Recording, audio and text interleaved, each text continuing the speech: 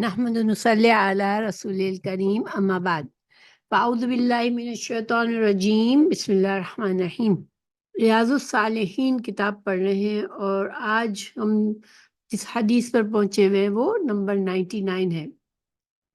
تو انشاءاللہ ہم شروع کرتے ہیں۔ اعوذ باللہ من الشیطان الرجیم بسم اللہ الرحمن الرحیم۔ آخری اشرا کی عبادات کی اہمیت۔ تو اس حدیث کو پڑھنے سے پہلے ہم تھوڑا سا یہ دیکھ لیتے کہ پیچھے چونکہ ہمیں یہ اللہ سبحانہ تعالیٰ سے کہ ہم نے حدیث قدسی پڑھی کہ بندہ اللہ سے قریب کیسے ہوتا ہے کہ فرض عبادات نماز ہیں، روزے ہیں اور جو بھی فرض صدقات زکوٰۃ ہے ان سے بندہ جب وہ اچھی طرح ادا کرتا ہے تو وہ اللہ کے قریب ہوتا ہے۔ اور پھر جب وہ نفلوں کی کثرت کرتا ہے، نفلی نمازیں کثرت سے پڑھتا ہے، اور جب وہ نفلی روزے رکھتا ہے، نفلی صدقات کرتا ہے اور اس میں کثرت کرتا ہے تو اللہ سبحانہ تعالیٰ کے قریب ہو جاتا ہے، اللہ تعالیٰ اسے اپنے اولیاء میں شامل کر لیتے ہیں۔ تو اب ظاہری بات ہے کہ اس کا مطلب یہ کہ بندوں کو ترغیب ہے کہ وہ عبادات نفلی عبادات میں بھی کثرت کریں فرض عبادات کے علاوہ۔ تو اس کے لیے اب چونکہ زندگی ہر انسان کی زندگی ایک سی نہیں ہوتی، بعض لوگوں کی زندگی میں زیادہ چیلنج ہوتے ہیں، زیادہ مشکلات ہوتی ہیں، بعض لوگ بیمار ہوتے ہیں، بعض کمزور ہوتے ہیں، تو ہر انسان کے بس کی یہ بات نہیں ہوتی کہ نفلی عبادات میں کثرت کرے اور اس سے اللہ کی قربت حاصل کرے۔ تو پھر اللہ سبحانہ تعالیٰ اب ہمیں ایک حدیث کے ذریعے یہ بتایا جا رہا ہے کہ اللہ تعالیٰ نے کچھ ایسے عبادات ایسے وقت مقرر کر دیے ہیں کہ بندہ جب اس میں عبادت کرتا ہے، ان اوقات میں عبادت کرتا ہے تو وہ اس کا جو اجر و ثواب ہوتا ہے وہ بہت زیادہ ہوتا ہے۔ تو اس میں سے اب ہم یہ جانیں گے کہ آخری عشرے کی عبادات، رمضان کے آخری عشرے کی جو عبادات ہے اس کے بارے میں ہم جانیں گے کہ اس میں انسان کا جو عبادات ہوتی ہے، قیام اللیل ہوتی ہے، یہ ساری چیزوں سے انسان بہت زیادہ اجر و ثواب کما لیتا ہے، کیونکہ یہ خاص اوقات ہوتے ہیں جس میں اللہ تعالیٰ اجر و ثواب میں اور زیادہ برکت دے دیتا ہے۔ تو ہم اس کو پڑھتے ہیں۔ وعن عائشہ رضی اللہ عنہا انہا قالت كان رسول الله صلى الله عليه وسلم إذا دخل العشر أحيا الليل وأيقظ أهله وجد وشد المئزر متفق عليه۔ والمراد الأشهر الأواخر من شهر رمضان، والمئزر الإزار هو كناية عن اعتزال النساء، وقيل المراد تشميره للعبادة، يقال شددت لهذا الأمر مئزري أي تشمرت وتفرقت له۔ ترجمہ ہے، حضرت عائشہ رضی اللہ عنہا روایت کرتی ہیں کہ رسول اللہ صلی اللہ علیہ وسلم رمضان کے آخری عشرے میں رات کو بیدار رہتے اور اہل خانہ کو بھی بیدار فرماتے اور کوشش کے ساتھ عبادات میں مشغولیت رکھتے اور کمر ہمت باندھ لیتے۔ العشر الاواخر سے مطلب کیا ہے؟ سے مراد رمضان کے آخری 10 دن ہیں۔ میں ذرا سے ازار کے معنی میں ہے، یعنی یہ تہبند یا پاجامہ۔ یہاں کنایا ہے کہ اس بات سے کہ آپ صلی اللہ علیہ وسلم بیویوں سے کنارہ کشی اختیار فرما لیتے تھے، اور بعض کے نزدیک اس سے مراد عبادات کے لیے مستعد اور تیار ہونا ہے۔ کہا جاتا ہے کہ میں نے اس کام کے لیے میں ذرا کس لیا، یعنی اس کے لیے میں نے اپنے آپ کو تیار اور فارغ کر لیا۔ دیکھیں اردو میں بھی جب ہم کوئی کام کے لیے، مشکل کام ہے، بڑا کام ہے، اس کے لیے بالکل پورا عزم ارادہ کر کے تیار ہوتے ہیں تو کیا کمر کس لینا کہتے ہیں کہ میں نے اس کام کے لیے کمر کس لی۔ تو اظہار کس لینے کا بھی یہاں پر یہ مطلب لیا گیا ہے۔ اس حدیث کا ہم تفصیل پڑھتے ہیں تو اس سے آخری عشرہ جب شروع ہوتا ہے تو اس کے مطلب رمضان کے آخری عشرہ ہے، جو کہ 20 رمضان سے 30 رمضان تک ہے۔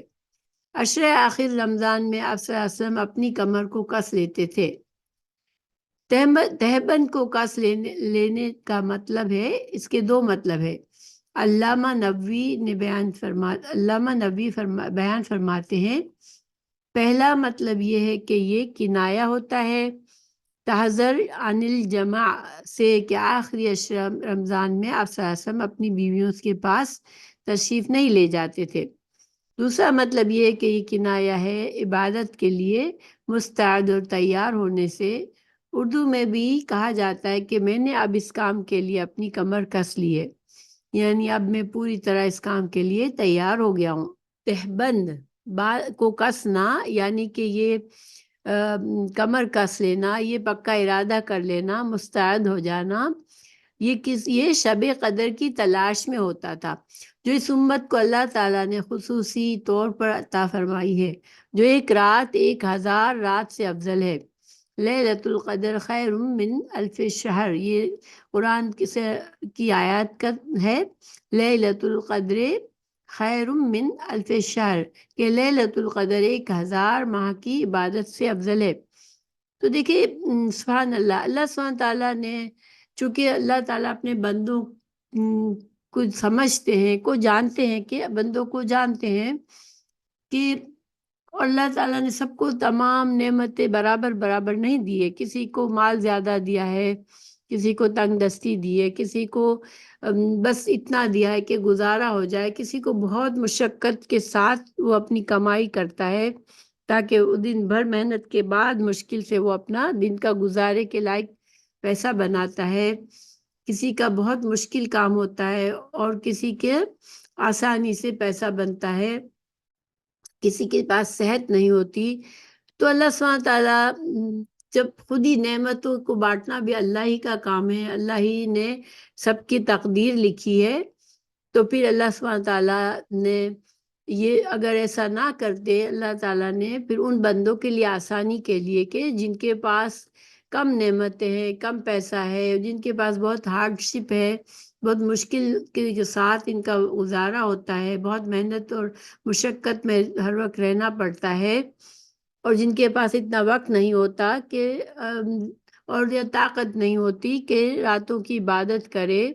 یا اتنا پیسہ نہیں ہوتا کہ وہ صدقات میں زیادتی کرے، نفلی صدقات میں، تو اللہ سبحانہ تعالیٰ نے ایسے مواقع دیے، اور اس میں شب قدر ایک ایسا موقع ہے جس میں اللہ تعالیٰ نے خود ہی سورہ قدر میں فرما دیا کہ یہ ایک رات ایسی ہے جیسے کہ 1000 ماہ کی عبادت کے سے افضل ہے۔ اس رات کی عبادت اگر کوئی کرتا ہے تو 1000 ماہ سے افضل ہے اس عبادت کا۔ تو یہ گویا کہ ایسے موقع سے کیا فائدہ ہوتا ہے کہ پھر کسی بندے کے پاس یہ عذر نہیں رہتا کہ یا اللہ مجھے تو تو نے تجھ سے قربت کا کوئی ذریعہ ہی نہیں دیا، کوئی نے میرے پاس پیسوں کی نہ فراوانی تھی، نہ میرے پاس اتنی صحت تھی، تو میں کیسے تیرے قریب ہونے کے لیے زیادہ نفل عبادات کر سکتا تھا۔ تو اس لیے اللہ تعالیٰ نے سب کو موقع دیا ہے کہ ایسے بندے اپنی لیلۃ القدر کو ڈھونڈ لیں اس کو، اور یہ چونکہ یہ بہت ہی خاص رات ہے اور اس کا عبادت اجر و ثواب اتنا زیادہ ہے، تو اللہ تعالیٰ نے اس کو آخری عشرہ میں چھپا کے رکھا ہے تاکہ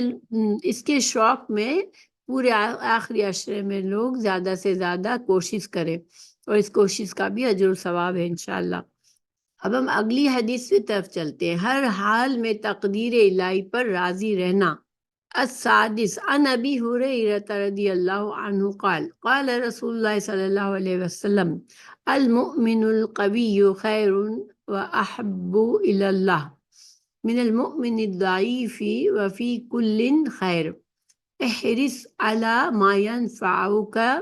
واستعن باللہ ولا تعجز،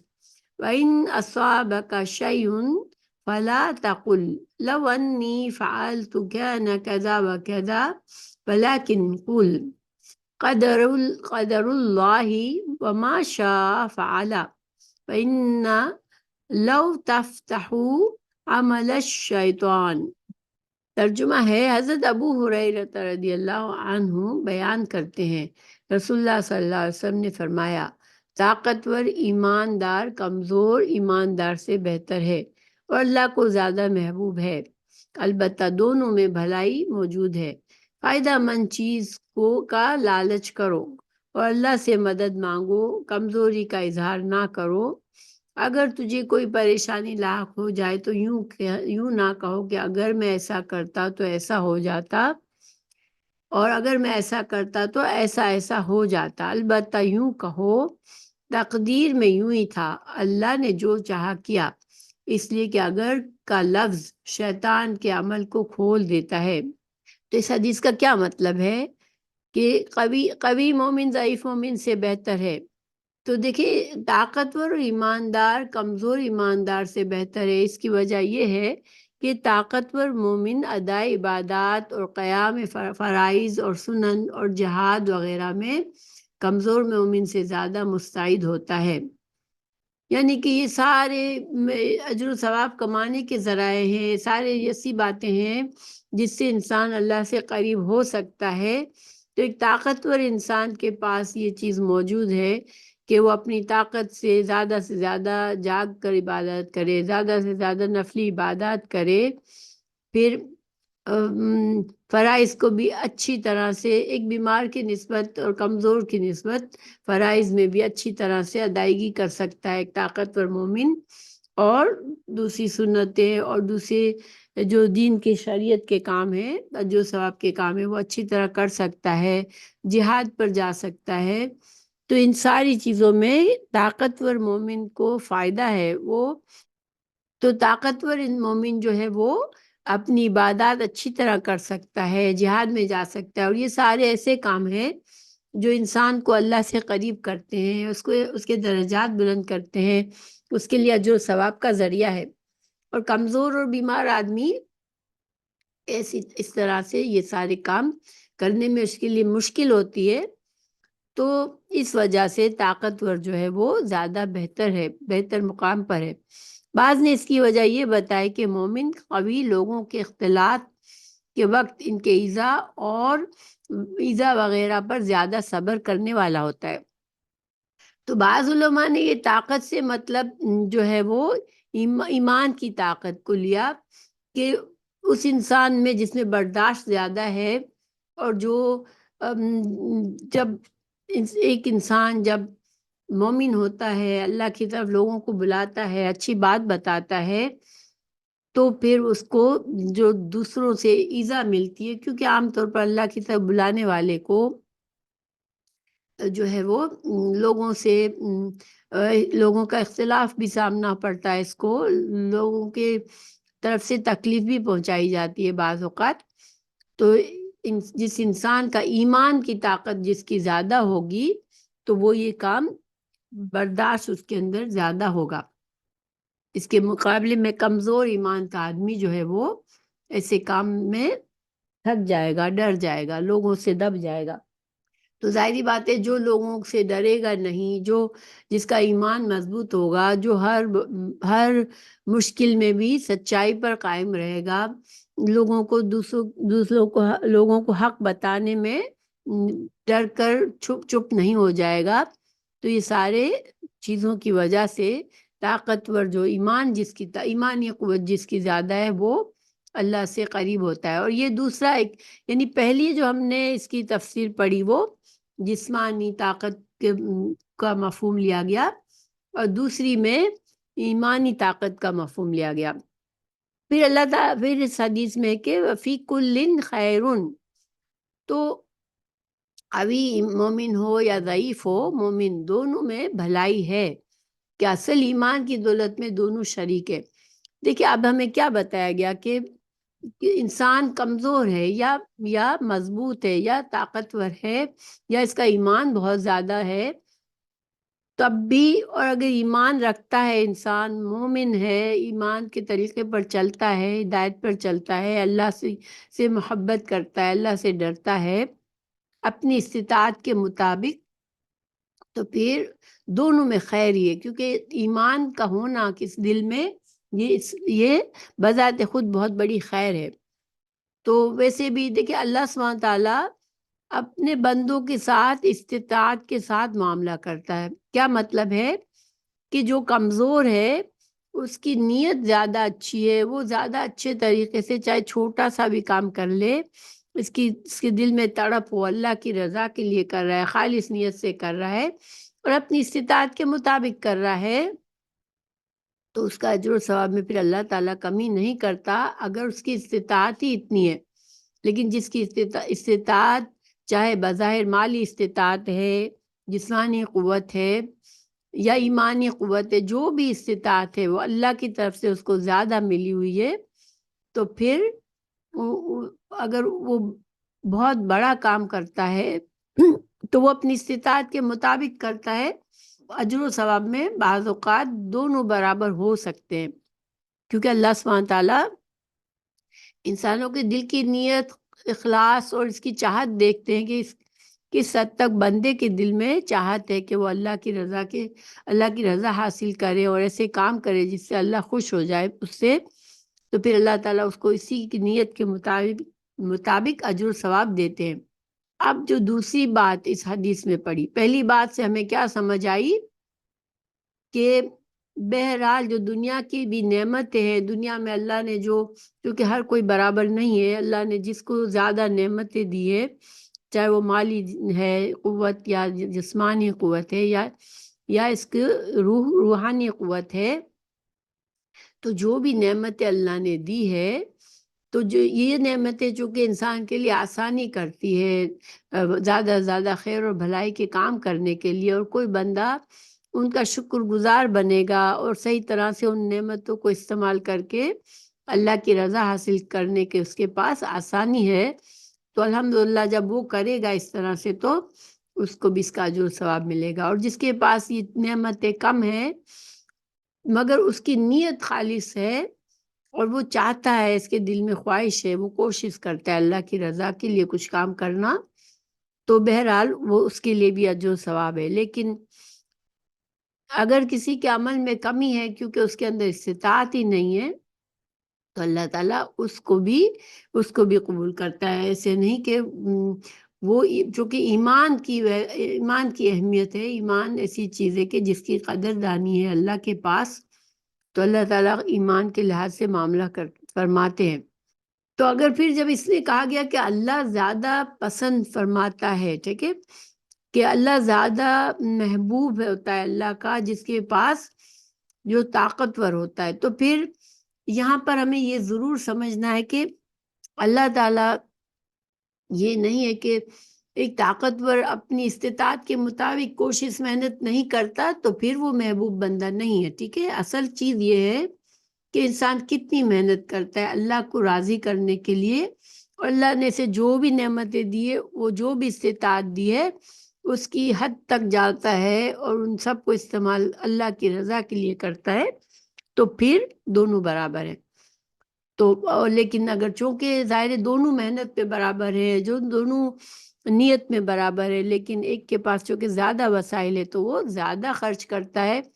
اور اس نیتیں دونوں کی برابر ہے، تو پھر اس میں پھر وہ ایمان میں بڑھ جاتا ہے، وہ اپنے اجر و ثواب میں بڑھ جاتا ہے جس کے پاس زیادہ ہے، اور وہ اس کو اچھی طرح استعمال کر کے اللہ کی رضا حاصل کرتا ہے۔ نہیں، اسی حدیث کا دوسرا ٹکڑا ہے کہ لفظ اگر شیطان کا دروازہ کھولتا ہے، جیسے کہ اس کا مطلب کیا ہے؟ دیکھیے بعض اوقات کچھ غلط کام ہو جاتا ہے تو انسان کیا کہتا ہے، اچھا اگر میں یہ نہ کرتا تو یہ نہ ہوتا، یہ نقصان نہ ہو جاتا، اگر فلاں شخص یہ نہ کرتا تو یہ نہ ہوتا، اس طرح کی بات جو ہوتی ہے وہ جو ہے وہ شیطان کا دروازہ کھولتی ہے۔ اب اس کو ہم مزید سمجھتے ہیں کہ اگر کوئی پریشانی ہو تو یہ مت کہے کہ اگر میں ایسا کر لیتا تو ایسا نہ ہو ایسا ہو جاتا، بلکہ ایسا کہو کہ تقدیر میں ایسا ہی لکھا تھا۔ تو مطلب کیا ہے اب اس کا کہ دیکھیں یہ نہیں کہ انسان کو کوئی کوشش محنت ارادہ یہ کوئی حیثیت نہیں رکھتا، یہ سب حیثیت رکھتے ہیں یہاں پر جو ہے کہ میں ایسا کر لیتا تو مطلب یہ ہے کہ کوئی حادثہ ہو جاتا ہے انسان کی زندگی میں، کسی کا بچہ مر گیا، کسی کی زندگی میں کوئی حادثہ ہو گیا، پھر انسان اس چیز کو جس پر اس کا بس ہی نہیں تھا کہ وہ کچھ کر کے اس کو روک سکتا تھا، کیونکہ وہ اس کی نصیب میں لکھا ہوا تھا، وہ اللہ کی مرضی ایسے ہی تھی،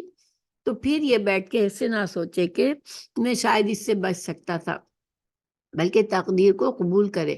مگر تقدیر میں اور انسان کی کوشش اور محنت میں کوئی تضاد نہیں ہے، انسان کو ہر حال میں اپنی کوشش، محنت اور اپنے آپ جو کسی بھی خطرے سے بچانے کے لیے جو کوشش ہوتی ہے، تدبیر ہوتی ہے، وہ سب ضروری ہے، ٹھیک ہے۔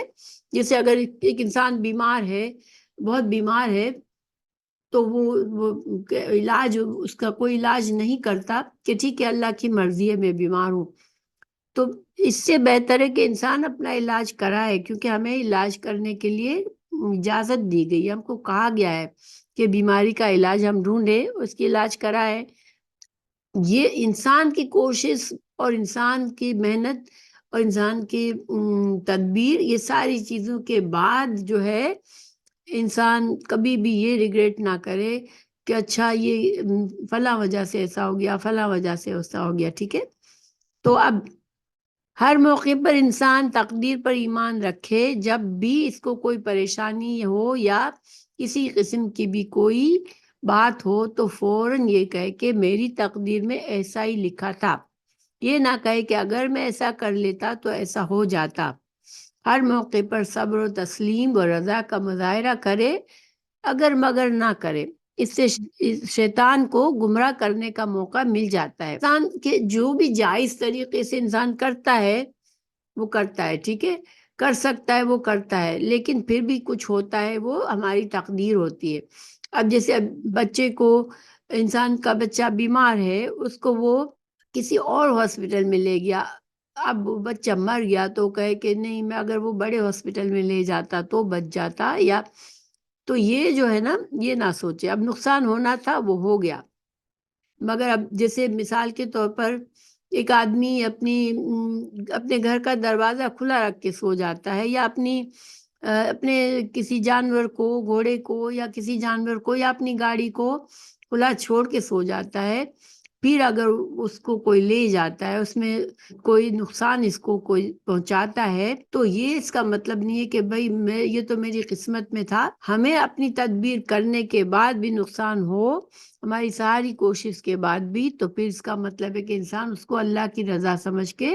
قبول کر لے۔ دیکھیے شیطان کا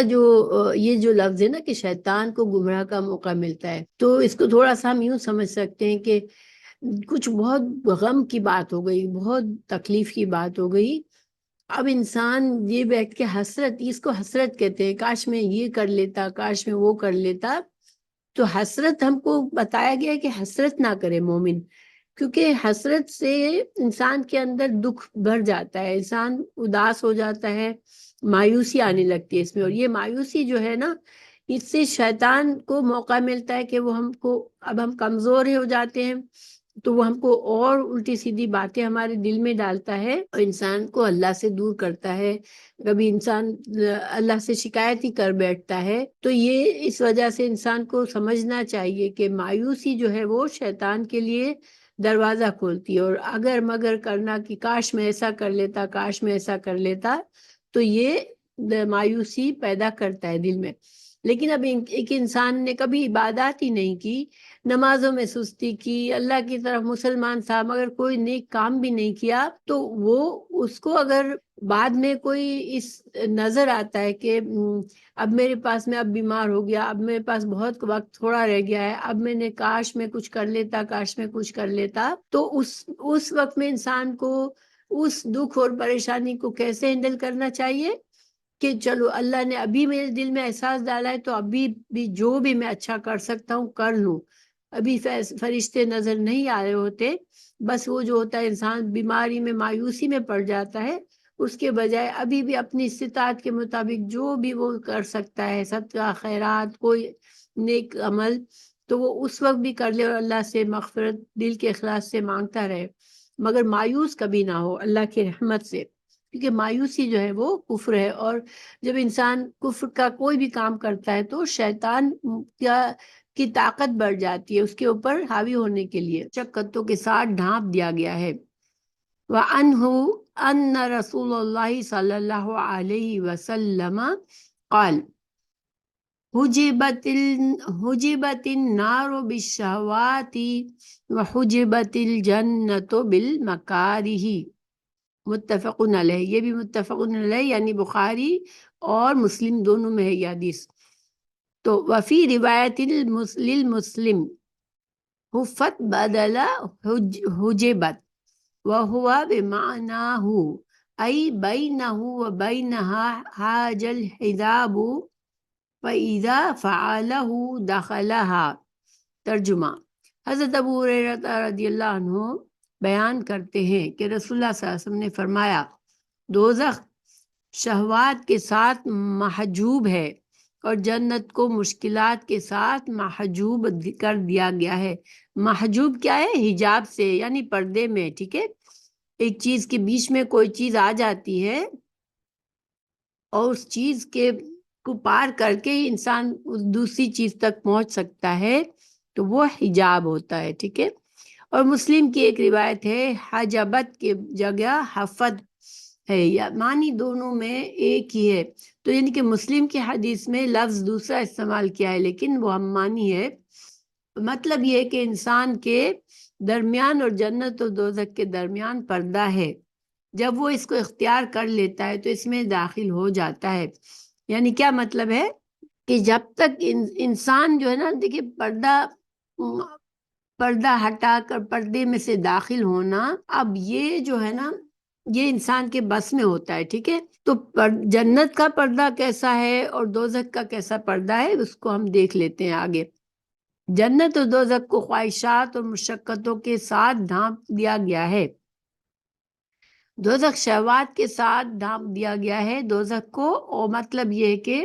انسان اور جہنم کے درمیان انسانی شہوات اور لذات رکاوٹ ہیں۔ جب انسان شہوتوں اور لذتوں میں پھنس جاتا ہے تو اس کا مطلب ہوتا ہے کہ اس نے اس رکاوٹ کو ہٹا دیا اور اب جہنم میں پہنچ جائے گا۔ تو یعنی کہ جہنم میں وہ داخل ہوگا جو جہنم میں جانے کے اسباب اختیار کرے گا، اور وہ اسباب کیا ہے؟ وہ پردے کی طرح ہے، اور وہ پردہ شہوات، انسان کی خواہشات اور انسان کی جو چیزیں لذت دیتی ہیں، انسان کو جو کھینچتی ہے اپنی طرف، وہ جو چیزیں ہر انسان کے لیے ہوتی ہے کہ ہر انسان کے اندر ایسی خواہشات ہوتی ہیں جو اس کو حرام کی طرف کھینچتی ہے، ایسی لذت کی خواہش ہوتی ہے کہ اس سے وہ حرام چیزوں کی لذت ہوتی ہے، یا ایسی چیز ہوتی ہے جو اس کو گناہ کے قریب کر دیتی ہے۔ لیکن جب انسان جانتا ہوتا ہے، جس کو دین کا علم ہوتا ہے، جو اپنے آپ کو مسلمان کہتا ہے، اس کو معلوم ہونا چاہیے کہ اللہ تعالیٰ نے یہ کام جب حرام کیے ہیں اور میرے دل میں ان کی خواہشات ہے، اس کا مطلب یہ ہے کہ اگر میں ان خواہشات کے لیے اپنے آپ کو نہیں روکوں گا تو میں اس پردے کے اندر داخل ہو جاؤں گا جو مجھے جہنم تک لے جائے گا۔ جو انسان اپنی خواہشات کو اس لیے کنٹرول کرتا ہے کہ اس سے وہ ایسی خواہشات ہیں جو کہ اللہ ناراض ہو سکتا ہے جن سے، تو پھر وہ اپنے دل سے ان کو نکال دیتا ہے، ان سے بچتا ہے، خود کو بچاتا ہے، تو گویا وہ اس حجاب میں داخل نہیں ہوا جو اسے جہنم تک لے جائے گا۔ اسی طرح جنت کا حال ہے کہ جنت اور انسان کے درمیان احکام الہی کی اتباع ہے، یعنی اللہ تعالیٰ نے جو شریعت میں ہمیں احکامات دیے ہیں ان کی پیروی کرنا جو ہے وہ ایک طرح سے وہ حجاب ہے، وہ پردہ ہے کہ اگر انسان اس میں داخل ہو جاتا ہے اپنی شہوات پر کنٹرول کر کے، اپنی خواہشات نفس کو سنبھالتے ہوئے اور اللہ کی شریعت اور اللہ کی حدود کے پابندی میں ان کو رکھتے ہوئے اگر وہ اللہ کے احکامات پر عمل کرتا ہے، اللہ کے عبادات میں اللہ کے حرام چیزوں سے بچتا ہے، اللہ کے حلال چیزوں کو اختیار کرتا ہے، اپنی نفسانی خواہشات کو جو کہ اسے پتہ ہے کہ یہ گناہ ہے، یہ حد سے بڑھنا ہے، تو ان کو کنٹرول میں رکھتا ہے، تو پھر کیا ہے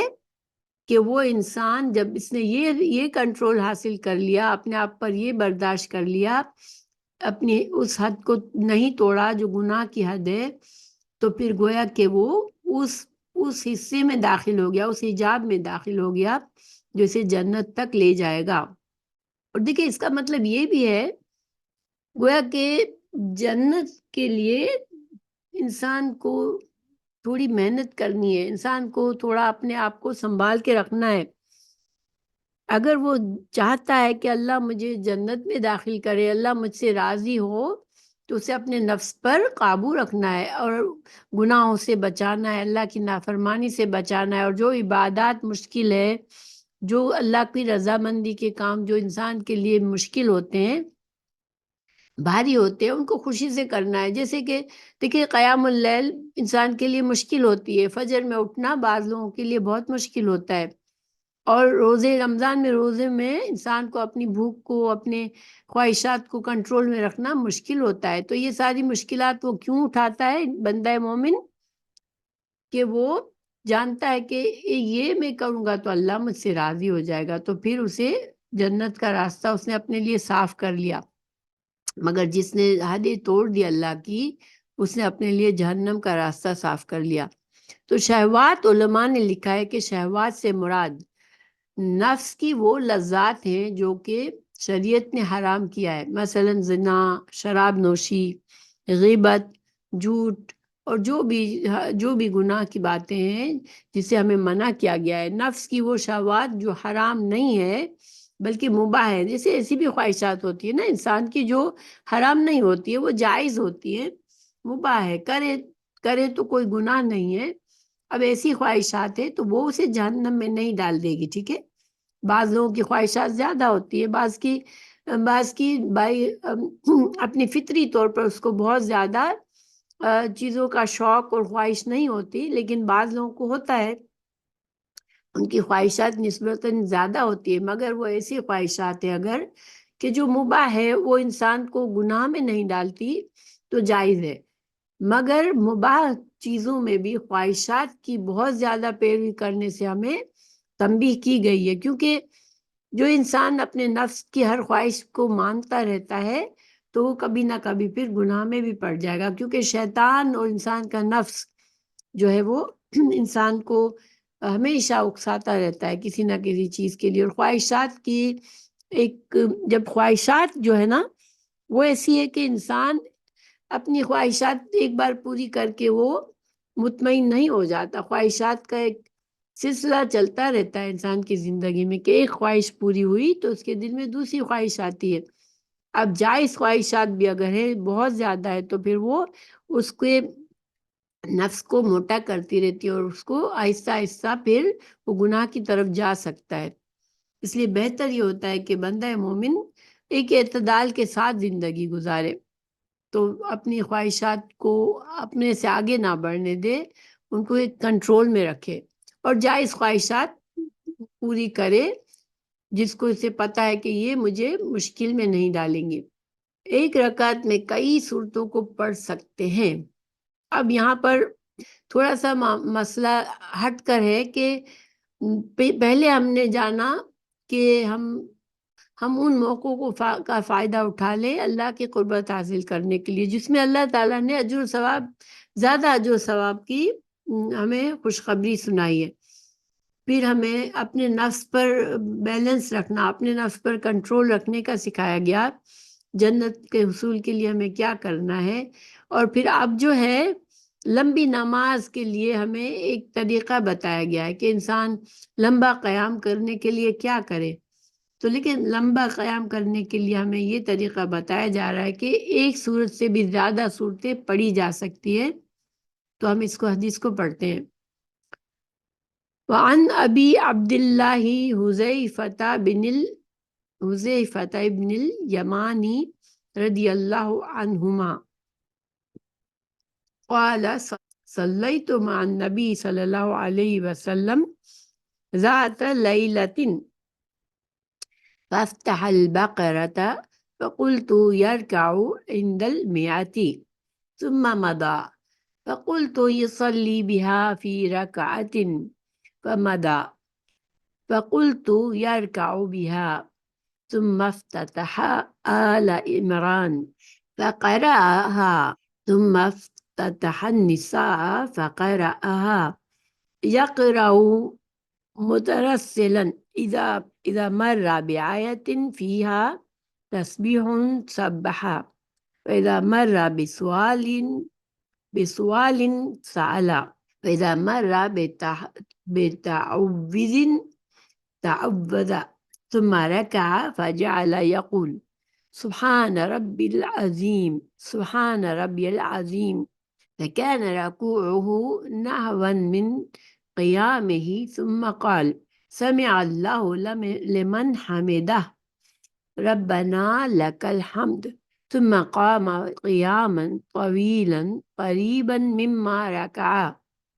ثم سجد فقال سبحان ربي العالى فكان سجوده قریباً من قیامہ رواہ مسلم۔ حضرت حذیفہ بن یمان رضی اللہ عنہ بیان کرتے ہیں میں نے ایک رات رسول اللہ صلی اللہ علیہ وسلم کی اقتداء میں نماز ادا کی۔ آپ صلی اللہ علیہ وسلم نے سورۃ بقرہ پڑھنی شروع کر دی۔ میں نے خیال کیا کہ 100 آیات پڑھ کر رکوع میں چلے جائیں گے، لیکن آپ صلی اللہ علیہ وسلم پڑھتے رہے۔ میں نے خیال کیا سورۃ بقرہ ایک رکعت میں ختم کر کے رکوع کریں گے، لیکن پڑھتے رہے۔ بقرہ ختم ہو کر کے آل عمران کو پڑھا، پھر سورہ نساء کو پڑھا، ٹھہر ٹھہر کر پڑھتے جا رہے تھے۔ جب تسبیح والی آیت پڑھتے تو سبحان اللہ کہتے، اور جب سوال والی آیت پڑھتے تو سوال کرتے، اور جب تعوذ کی آیت پڑھتے تو اعوذ باللہ پڑھتے۔ یعنی کیا مطلب ہے؟ دیکھیے، جب قرآن کی آیات میں بعض اوقات اللہ کی تسبیح کرنے کی بات آتی ہے تو وہ ایک طرح سے جواب دیتے تھے، تسبیح سبحان اللہ پڑھتے تھے۔ اور جب کوئی اللہ سے ہدایت یا جنت مانگنے والی آیت آتی تو اس کا سوال کرتے تھے، یا پھر تعوذ یعنی کہ اللہ سے پناہ مانگنے والی کوئی بات آتی تو یعنی جہنم وغیرہ کا ذکر آتا تو اللہ سے پناہ مانگتے تھے۔ اس سے ہمیں کیا سمجھ میں آ رہا ہے کہ قرآن جب ہم نماز میں قیام میں قرآن کی آیت پڑھیں اور اس طرح کی آیت آئے جہاں پر ہمیں تسبیح کرنی چاہیے تو ہمیں کرنا چاہیے، اور جب جہاں پر کوئی مانگنے والی چیز ہے تو ہمیں مانگنا چاہیے، اور جہاں پر پناہ مانگنے کی ضرورت ہے پناہ مانگے، لیکن ظاہری بات ہے ہم یہ اپنی زبان میں نہیں بلکہ عربی میں ہی کریں گے۔ اس کے بعد آپ صلی اللہ علیہ وسلم نے رکوع میں گئے، آپ صلی اللہ علیہ وسلم تو اس میں سبحان ربی العظیم پڑھا، اور یہ پڑھتے رہے، اور آپ کے رکوع کا عرصہ قیام کے برابر تھا۔ یعنی مطلب یہ کہ چونکہ لمبا قیام کیا فرمایا تھا آپ نے، تو آپ صلی اللہ علیہ وسلم نے اسی طرح اسی کی نسبت سے لمبا عام نمازوں سے لمبا رکوع فرمایا تھا۔ یہ نہیں کہ اتنی صورتیں پڑھنے کے برابر ٹائم میں آپ نے رکوع فرمایا، بلکہ مطلب کیا ہے کہ چونکہ آپ صلی اللہ علیہ وسلم نے قیام بہت لمبا کیا تھا، آپ کی عام نمازوں سے زیادہ لمبا قیام فرمایا، تو پھر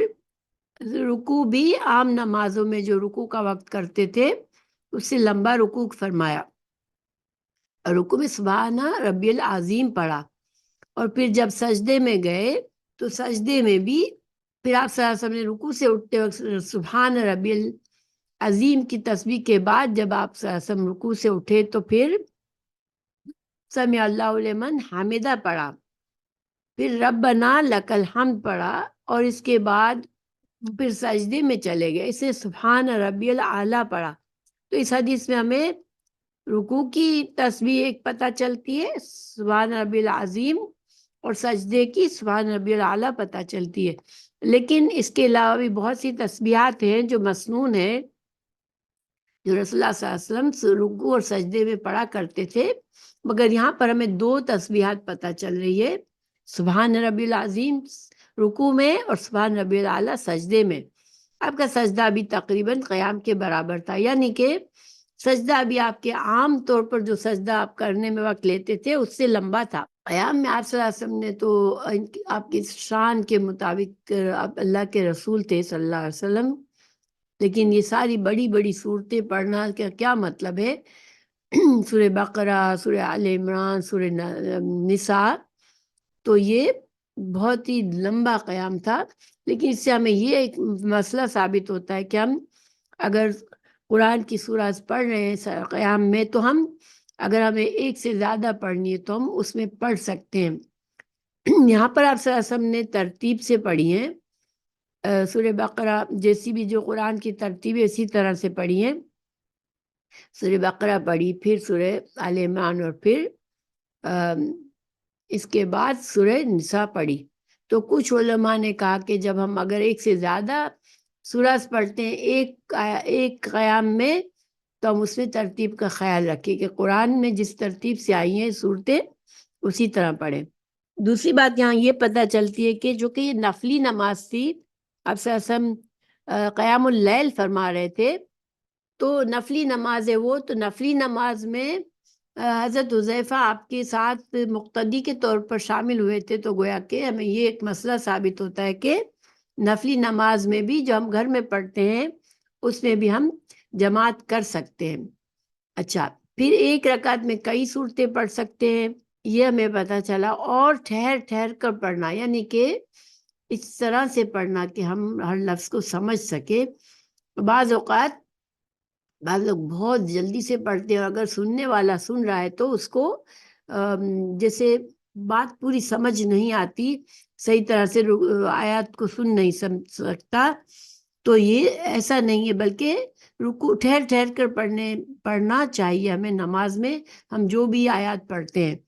پھر اس سے یہ بھی معلوم ہوا کہ قرآن مجید کو اسی ترتیب سے نماز میں پڑھا جائے جس ترتیب سے قرآن مجید میں صورتیں لکھی ہوئی ہیں۔ پھر رکوع قیام کی طرح تھا، تو اس کا کیا مطلب ہے؟ جیسے میں نے بتایا کہ رکوع جو تھا آپ صلی اللہ علیہ وسلم نے لمبا رکوع کیا، یعنی کہ جو آپ کا معمول میں رکوع کرتے تھے اس سے لمبا کیا، تو چونکہ قیام بھی آپ کے معمول سے لمبا تھا، تو اسی طرح آپ کی عادت جو تھی جتنا قیام کرنے کی اس سے زیادہ لمبا کیا۔ ہمیں یہ پتہ چلا کہ سبحان ربی العظیم کی تسبیح آپ صلی اللہ علیہ وسلم نے رکوع میں فرمائی، تو اس میں کیا حکمت ہے؟ سبحان ربی الاعلیٰ سجدے میں، تو چونکہ الاعلیٰ جو ہے وہ اسم و تفضیل ہے، یعنی سب سے بلند، ٹھیک ہے، تو اس میں زیادہ تعظیم ہے اللہ سبحانہ تعالیٰ کی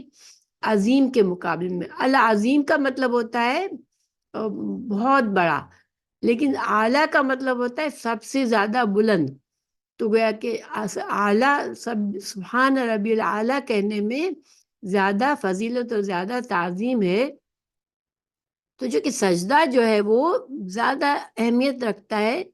تو سجدے میں انسان سبحان ربی الاعلیٰ پڑھے اور رکوع میں سبحان ربی العظیم پڑھے، اور جیسے کہ میں نے بتایا کہ اور دوسری بھی بہت سی تسبیحات مسنون ہے، تو انسان اس کو پڑھنے کی بھی کبھی اہتمام کرے۔